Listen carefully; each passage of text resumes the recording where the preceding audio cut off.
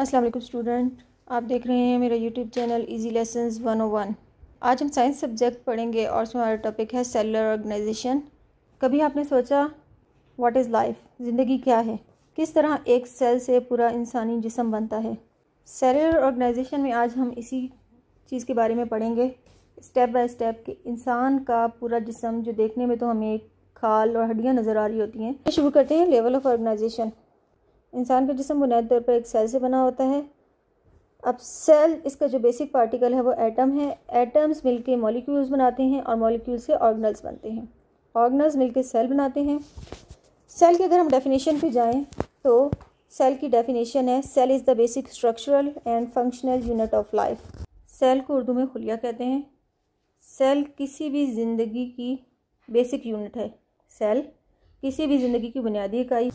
Cell are made up of molecules. Cell किससे मिलकर बने होते हैं? मॉलिक्यूल से बने होते हैं।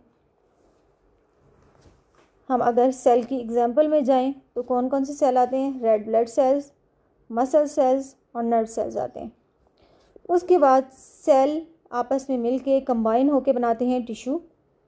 अब हम टिश्यू की डेफिनेशन पे जाते हैं तो टिश्यू की डेफिनेशन क्या होगी? Tissue is a group of cells. Tissue cells का एक ग्रुप है that have similar structure, जिनकी शक्ल एक जैसी होती है and that function together as a unit, और ये आपस में मिलकर एक यूनिट के तौर पे काम करते हैं। अब हम टिश्यू की एग्जांपल में आते हैं।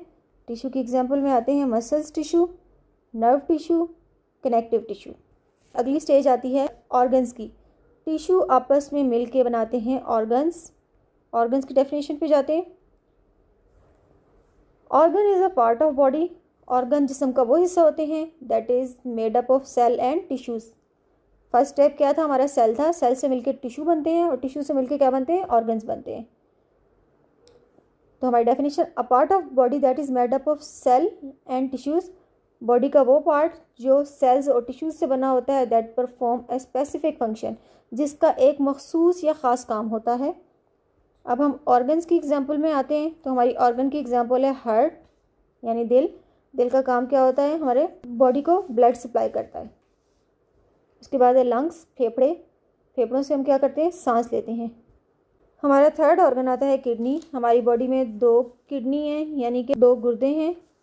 इनका काम किया हमारे ब्लड को प्योरीफाई करते हैं। उसके बाद ऑर्गन मिलके बनाते हैं ऑर्गन सिस्टम। ऑर्गन मिलके क्या बनाते हैं? ऑर्गन सिस्टम बनाते हैं। हम ऑर्गन सिस्टम की डेफिनेशन पे जाते हैं। Organ system is a group of organs.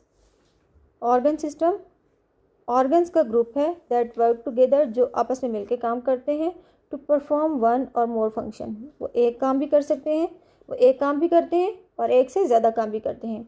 अब हम ऑर्गन की एग्जाम्पल में आएंगे तो ऑर्गन सिस्टम की एग्जाम्पल है हमारे पास रेस्पिरेटरी सिस्टम, यानी कि वो हमारे जिस्म का अमल जिससे हम सांस लेते हैं।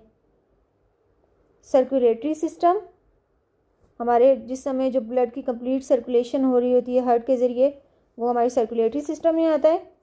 और थर्ड नंबर पे आता है हमारा डाइजेस्टिव सिस्टम, यानी हमारा निज़ाम हज़म। हम जो भी खाना खाते हैं, हमारा वो जो भी चीज़ खाते हैं हमारी वो डाइजेस्ट होती है, तो वो किसके थ्रू होती है? डाइजेस्टिव सिस्टम के थ्रू होती है। रेस्पिरेटरी सिस्टम यानी निज़ाम तनफ़ुस, सर्कुलेटरी सिस्टम एंड थर्ड पे डाइजेस्टिव सिस्टम।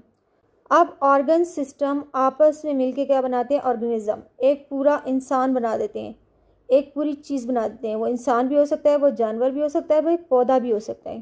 ठीक है, एक पूरा ऑर्गेनिज्म बनता है। देखिए ये तमाम चीज़ें स्टेप बाय स्टेप आई हैं। पहले था सेल, सेल से tissue, then organ, organ system, और सबसे लास्ट में बना है ऑर्गेनिज्म, एक पूरी चीज़ बनी है। हमें देखने में वो चीज़ सामने पूरी नज़र आ रही होती है, लेकिन ऐसा नहीं है, वो काम स्टेप बाय स्टेप हुआ होता है। तो ऑर्गेनिज्म में क्या आता है? ह्यूमन भी आते हैं, एनिमल भी आते हैं और प्लांट्स भी आते हैं। ऑर्गेनिज्म की हम डेफिनेशन पढ़ेंगे। An organism is defined as any living thing. कोई भी जानदार चीज़ जो है उसको हम ऑर्गेनिज्म कहेंगे। फिर बता दूँ, ऑर्गेनिज्म की एग्जांपल में ह्यूमन भी आते हैं, एनिमल्स भी आते हैं, प्लांट्स भी आते हैं, क्योंकि ये तमाम जानदार चीज़ें। उम्मीद है इस लेक्चर में आपको सेलुलर ऑर्गेनाइजेशन अच्छी तरह समझ आ गया होगा।